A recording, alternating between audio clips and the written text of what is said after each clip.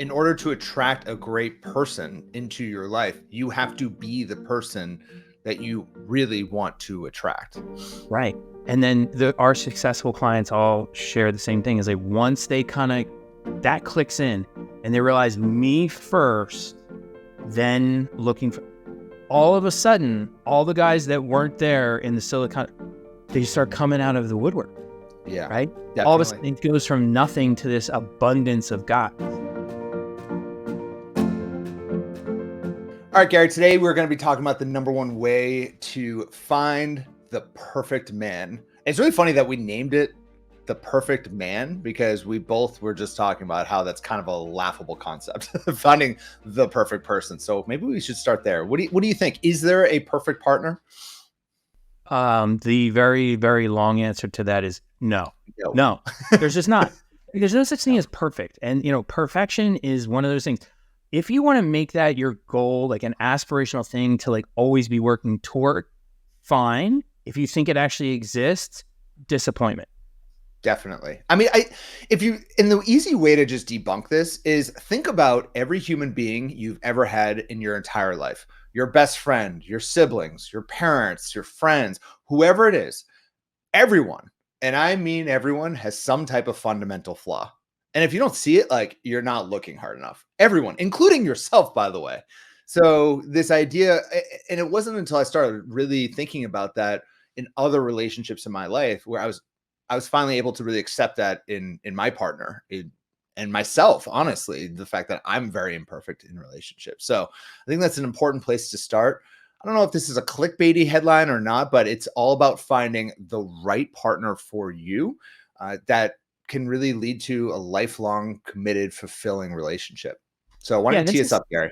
This is something I talk a lot about. It's actually one of the chapters in my book. It's like this perfection trap. And if you really think there's an absolutely perfect person out there, you're wrong and you're going to be disappointed. And so it's really about finding the most perfect person for you.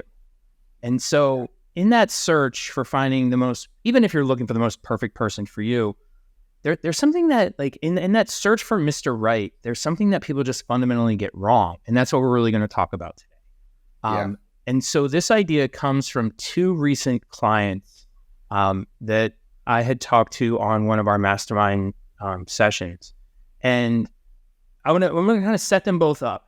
And they're going to sound like they have two separate problems, but I'm going to kind of give you the lead now, which is they both have the same problem. And so I wonder if I can guess who these clients are. Well, I'm going to listen in because I don't know which stories these are. So I'm excited. I'm going to give fake names too. So that way. Yeah, of course.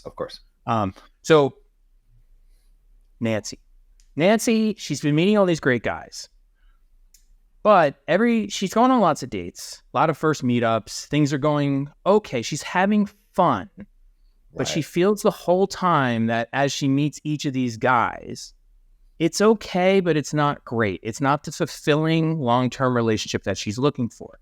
And in her own words, she's like, it's all okay, but it's not. And she says that she's like, it's not a real relationship. And so she's just wondering like what the problem is. Okay, so that's the first one. When she says they're not real relationships, as in like the guys don't want it, or she doesn't want it, or it's just not quite clicking. It's just not quite clicking. Like it's like enough for a good time now, but it's clearly not that next level type of relationship. Got it. So Nancy is stuck in mediocre, kind of not going anywhere relationships. And she's just kind of like treading water. And here, to her credit, though, she knows it, right? I mean that's huge, right? Yeah, sure. All right. So the next client, Sydney. Sydney's amazing. Like she's like a high power, high flying, well, like super successful. I think she's got 3 or 4 degrees. She's super articulate, well spoken, just sharp, like sharp, and like just like type A, just like lives in a major city, like a major city, tech city. And I say tech city to point out that tech cities, you know what they have a lot of? Guys, men, and not only any kind of guy, like high value guys, like guys that have jobs, good jobs. A little bit on the more intellectual side, those guys, right? If you're going to kind of paint with a broad brush. Oh, yeah. Sydney, guess what her problem is?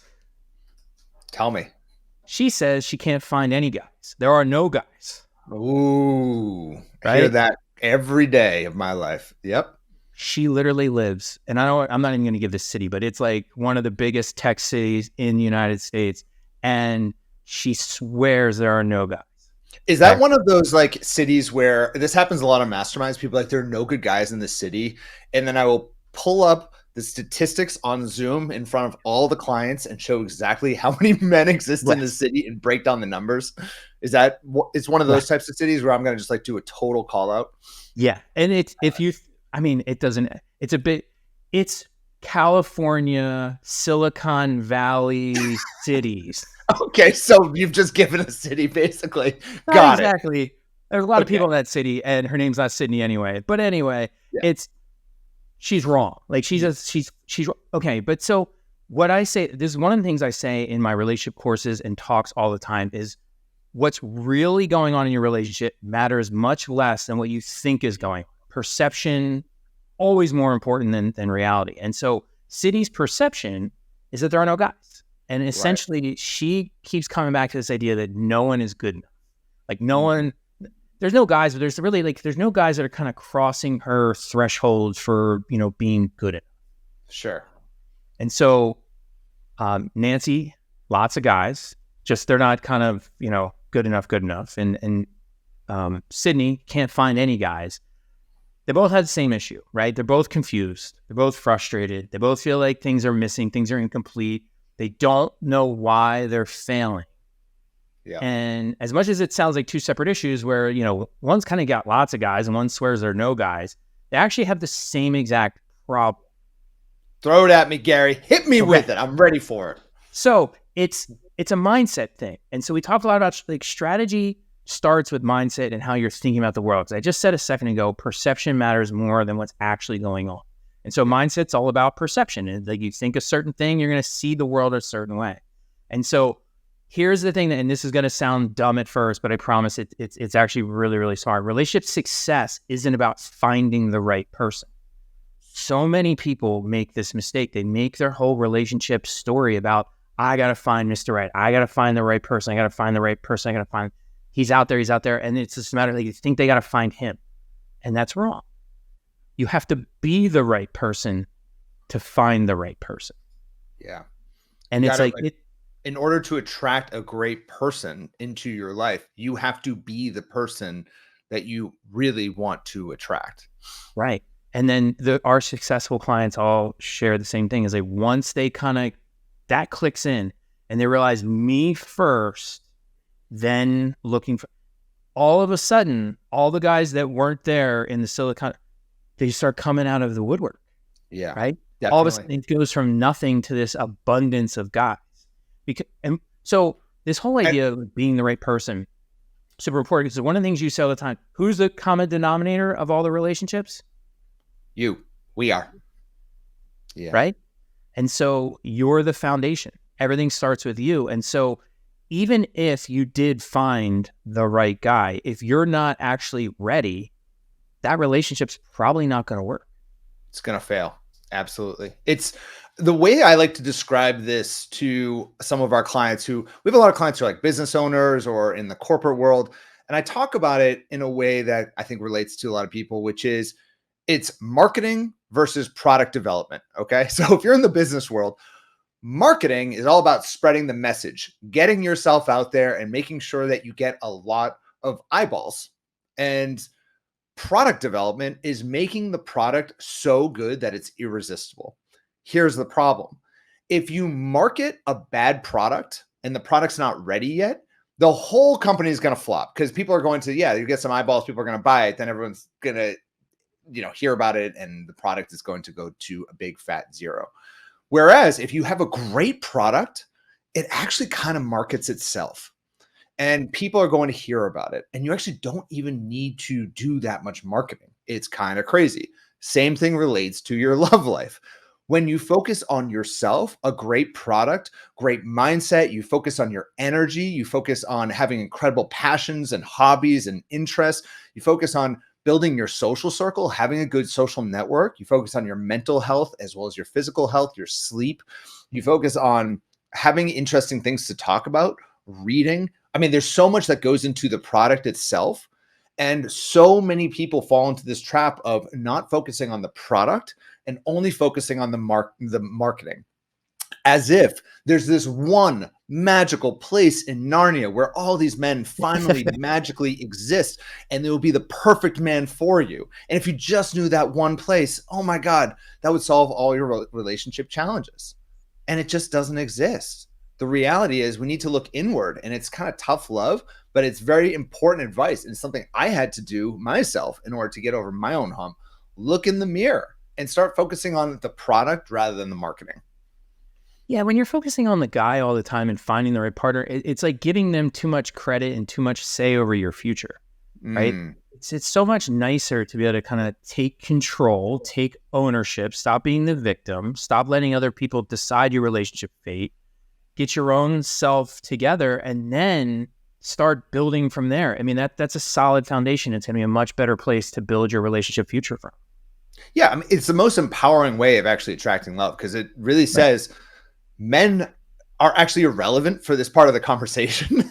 Like, Yeah. the other people kind of don't matter at this point. I'm going to focus on me and do me. It doesn't mean that you're not going to be social and meet people and go on dates and all that stuff, but it's so much more about focusing on what you can bring to the table and being your best self and playing your best game, like bringing your best energy and everything you got to every interaction. That's what matters. Yeah. And that is totally within your control. Can we control if the guy flakes on you? No. Can we control if you're getting a couple weird messages on online dating that are kind of creeping you out? A little bit, but not really. But what we can control is your mindset when those negative things happen, how you respond to those things, and your general outlook on love. I can tell very quickly with a client when they join, if they're saying, Adam, there are no good guys in my city because I live in San Francisco, or wherever the city exactly was that this woman lives in. She says, oh, there's no good men in San Francisco. Impossible. And even if we start rationally going through that, she still says, no way. It doesn't exist. I need to move. I know we got a long road ahead of us. Whereas I've had some clients who've joined who live in Alaska. It is. Alaska. It And should. I can think of one specific client. I don't know if you were around for her, Gary, but she found an incredible guy in this like super remote area of Alaska, because she's like, he's out there. I know he's going to come. And she focused on herself, bringing her best energy, leaned into the little love steps, everything we teach, and bam, there it is. So it's annoying advice to receive, but I think it can be the most powerful advice as well. Yeah, and I think, kind of getting back to Nancy and Sydney, one of the things, we're talking about mindset and, kind of this shift that you need to undertake. Nancy has been with us for a little bit longer. She's been through the program for a couple months. And so one of the things that she came to realize through that process was her attachment style. Like she said in the call, she's like, I realize I tend to be avoidant and fearful in my attachment. And so she realized, and this all came from her, that she's like, I think part of the problem I'm having, now remember, she's finding guys and is just not getting to that next level. And so what she realized in kind of self-reflecting and taking some of the things that she learned and applying it to herself was that, she was looking for partners that had avoidant tendencies too. Like, so these are like she's looking for guys, like she realized she was picking and identifying guys to go out with that like were a little standoffish, had a lot of emotional walls, were kind of keeping her at a distance. She purposefully herself said she didn't talk about anything emotional on dates because she just didn't want to kind of gain that kind of emotional intimacy with people. She had the hard shell. Yeah. She had the hard shell. She was not allowing people to come through. Yeah. Yeah. And then the last thing that she realized about her, this same pattern, was that she was engaging in physical intimacy as a stand-in for the emotional intimacy. Because when you're engaging in physical intimacy in a relationship, you can feel very much like you're in a relationship, a real relationship, without actually being very connected to the other person at all. Yeah. Right? You're almost going through the motions. Right. And to her credit, to Nancy's credit, she realized all this herself. And then she's like, she had this aha experience, realized that she had this mindset pattern issue. And then she's like, now I know what I need to do, and is starting to move forward and starting to pick better guys. Yeah. I mean, just being aware of your patterns is really the first step to anything, is really taking a hard, like, I feel like so much of what we do is cracking through the narrative that we tell ourselves. Like, in anything in life, but especially with dating and love, we have such a strong ego. I feel like I've been talking about this a lot lately on the podcast, so stop me if I'm repeating myself. But like, we have this ego that protects ourselves that says, it's not me, it's them. I'm the victim, they are the problem. And until we can kind of switch that narrative and say, and it doesn't have to be I'm all the problem. It just says that I can take ownership of this problem. Yeah, Right. sure. Are some guys jerks out there? Yes. Is my city maybe not as ideal as other cities? Sure, maybe, but I can't move. So whatever. Once we start taking ownership, then it's incredibly empowering. And that's what I feel like Nancy was doing throughout this process, is just taking ownership of this, like her attachment style. Attachment theory is a lot of what we talk about in Love Accelerator with all of our clients. And once you understand your attachment style, you can take ownership of it a bit. It's not something you can, it really comes from your relationship with your parents. So it's something that you want to become aware of. And then it's something that you can actually start working on actively to see what your patterns are, so you don't fall into that same trap. And that's so much of what we do, is just making sure we're changing that narrative. What is that story that you're telling yourself when you're getting out there and finding love? Is it a story that says, I'm totally empowered, I am the creator of my own universe and my own world? Or is it, all guys are the problem, I can't find love, it's never going to happen? Yeah, and I think just to kind of piggyback on what you were saying about ownership, taking ownership is really important. It's not all your fault, right? But it's also not all their fault either. I mean, the thing that I say a lot when I talk about this is that relationships are like a car crash, in the sense that when you get in a car accident and the insurance adjuster comes out, it's never 100% one person's fault. Even if Totally. like you were just like kind of doing your own thing and you made a left turn and someone T-bone, like it's still like at least 10, like the adjuster comes out and is like 10% on you, 90% on them. And it's like, that's true. Like, even if like you are with the world's worst person and you've had the world's worst relationship history and it's just miserable, and it sounds like, oh, these guys are the worst. You're picking them, Yeah. right? You So chose them. it's fault. Yeah. And even if he ended up being a sociopath, narcissistic piece of shit, all right, and just treated you terribly, excuse my cursing. Boop. Once you discover that and we decide to stay in it, that is by definition of a choice. Now, are there many emotional reasons why you may have stayed, and so on and so forth? Maybe due to your upbringing and your lack of confidence and all that. Yeah, of course. But at the core of it, unless you were held hostage physically, you had a choice.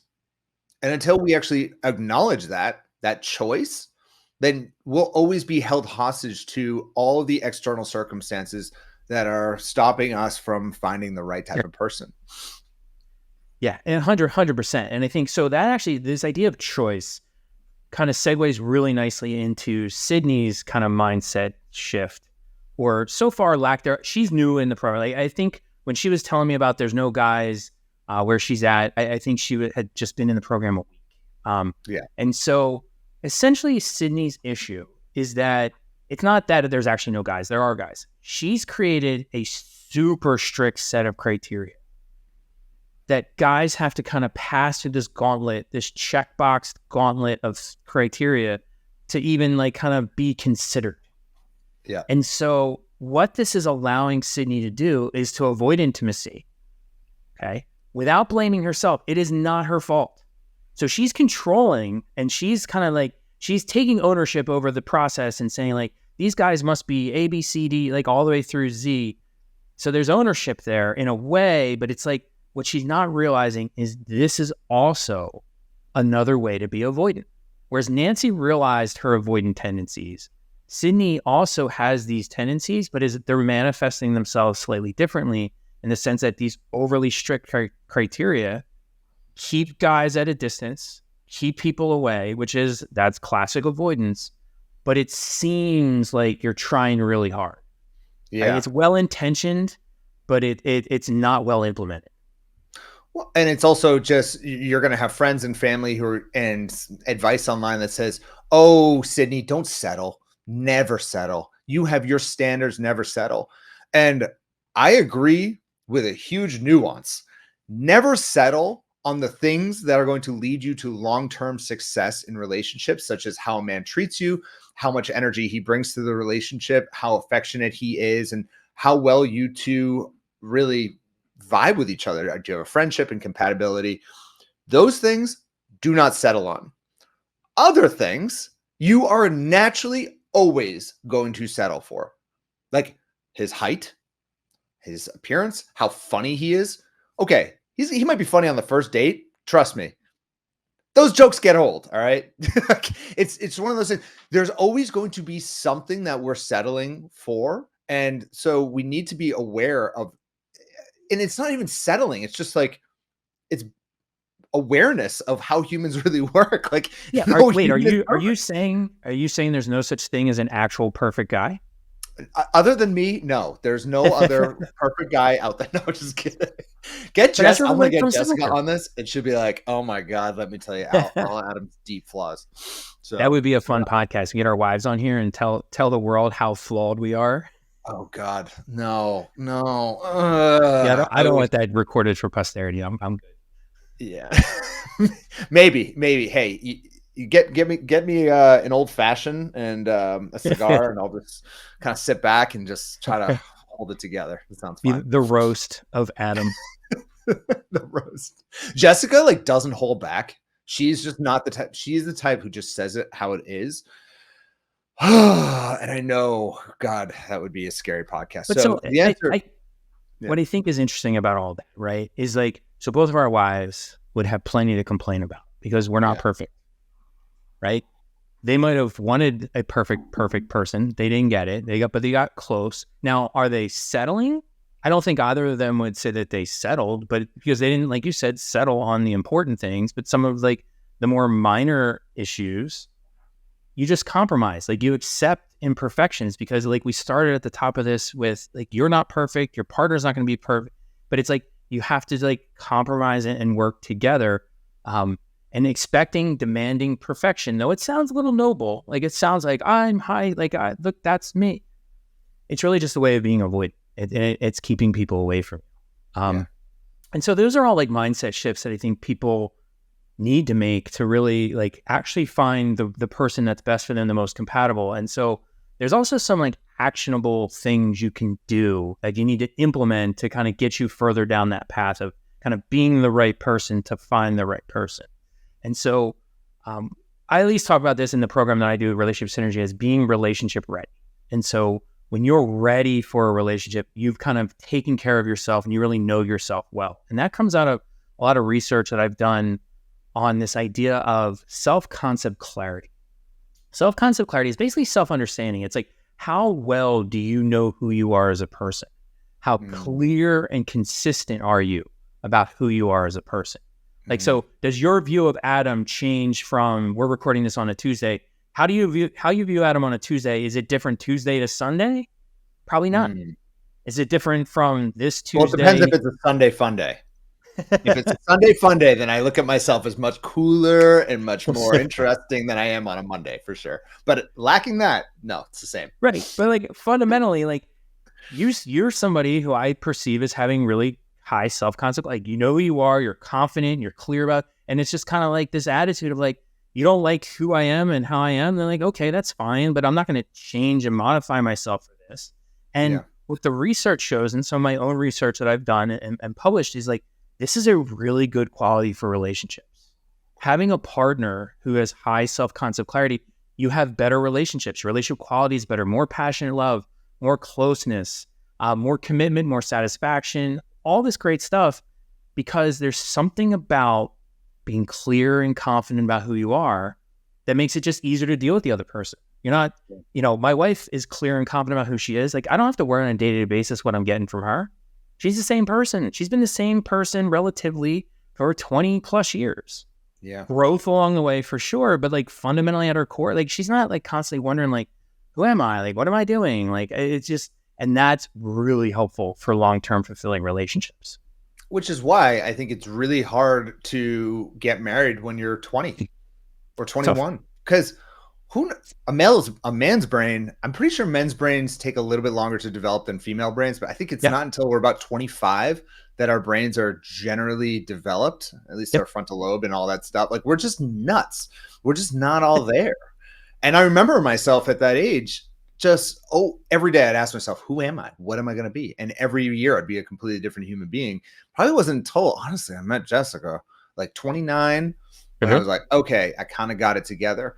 And this is something that Maureen, who's one of our coaches at Love Strategies, was talking about dating in your 50s and 60s. The best part about dating in your later years is you know exactly who you are. Your self-concept clarity is very high because it's very unusual to be 62 and then suddenly sell your house and go live, go from a city person to going living on a farm and like raising cattle. Yeah, some people do that, but it's very unusual. So it's much more consistency.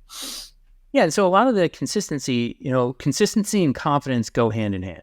Yeah. And it also goes hand in hand with being genuine and authentic. And Mm-hmm. so what happens in your 40s, 50s, beyond, it's like, and someone asks, if someone were to ask me now, like I'm in my mid 40s, Gary, what are your good qualities? What are your bad qualities? I have lists for both. If you asked me that in my 20s, I'd have some good qualities, but I'd be like, bad. I might know what they are, but I would never tell you because I'd be so intimidated and just so insecure about it that it's something that you gain with greater self-concept clarity, maturity to some degree, but it's just this like genuine authenticity. It's like I can be certain about who I am and unapologetically who I am. It's just like this, what you see is what you get. And so it just allows for a much clearer compromise system between partners when you're both approaching things that way. Yeah.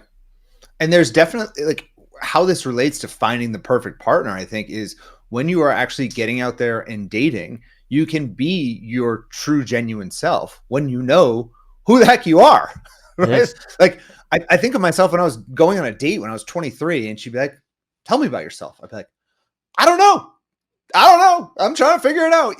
I'm trying to figure out. I'm doing this like weird dating thing. I'm also doing this. I'm like, one day I'm happy. One day I'm like losing my mind. It's all over. And if I went on a date now, I've been married for a while and in a relationship for 9 years. I don't know. That'd be kind of weird. But if I were on a date now, I feel like I would just this is who you get. This is I know I know what you're in for.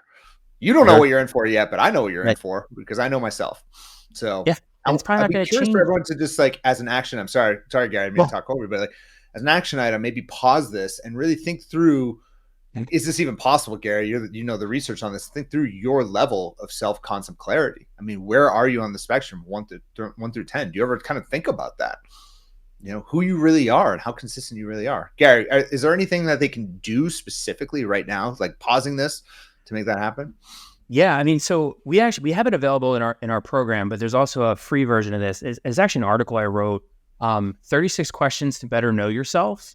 That if you Google 36 questions to better know yourself, you should find it, and it's exactly what it sounds like. But it's like this series of several sets of questions that you kind of work through on a daily basis, and it's like a lot of things just kind of force you to take a look at like how you're approaching yourself. There's a section about like how you approach work. There's a section about just kind of like, what do you like? What do you dislike? And who are you? And who do you want to like? It's a lot of those questions that like you think that you should probably ask yourself, and you never actually sit down to actually contemplate. And so those 36 questions, maybe do one a day. Like you're going to put yourself you're going to learn some things along that journey. So the other piece that is important in all this, of course, because we're talking about relationships and finding the perfect partner, is you only have to learn about yourself, and we always think about that as like, who am I as a person? But it's also, who am I as a relationship partner?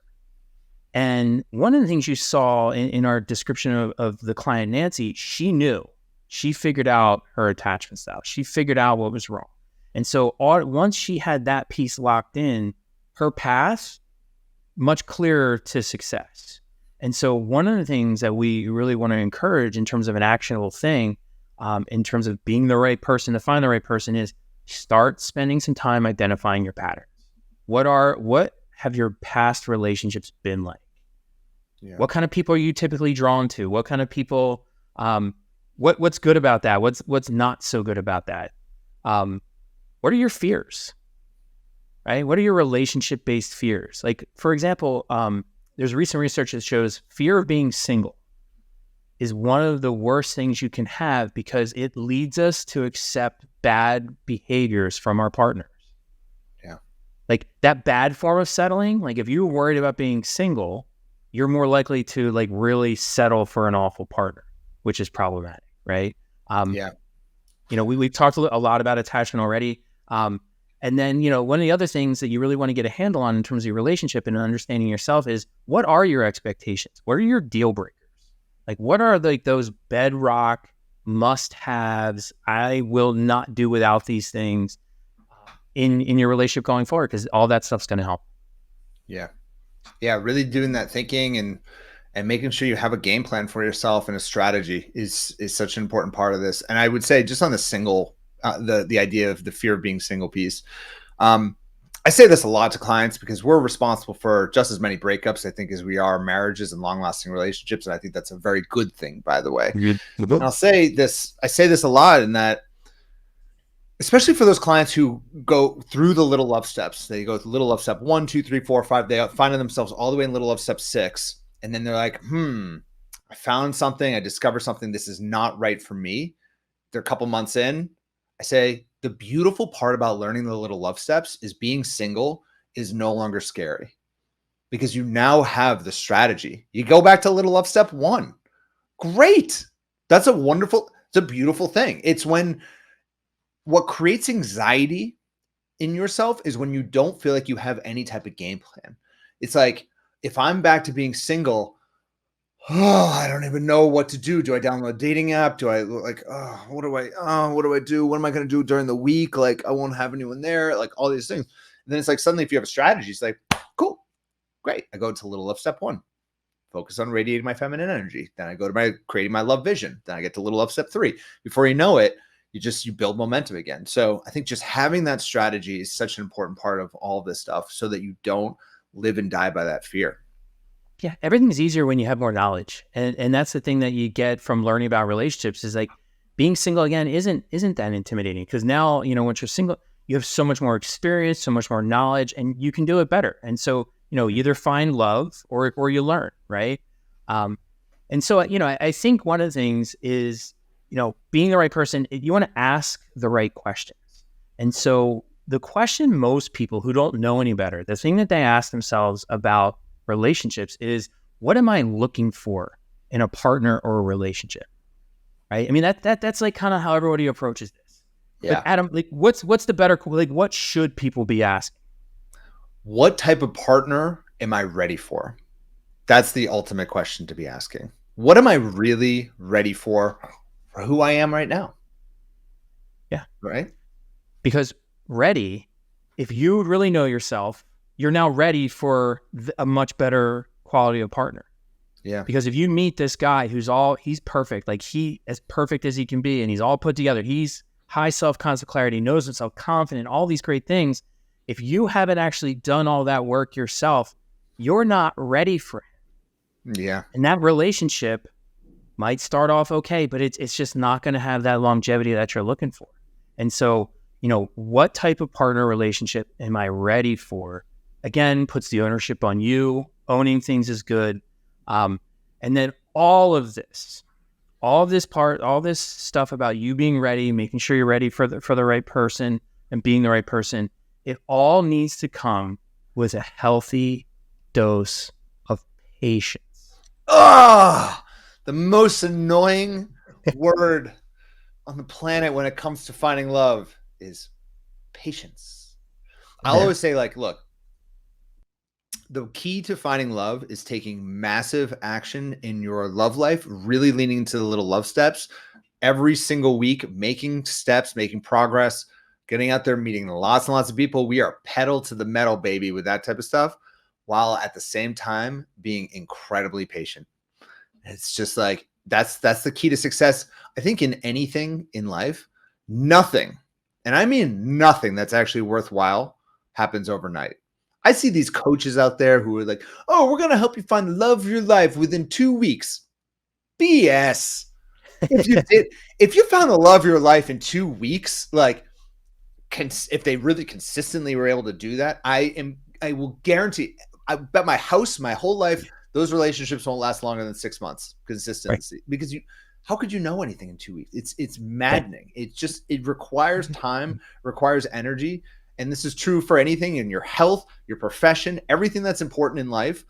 True relationships, they require time and energy before you really start receiving the fruit of that labor. And Right. so just keep that in mind when you're going through all this stuff and you're trying to find that perfect person. Be patient.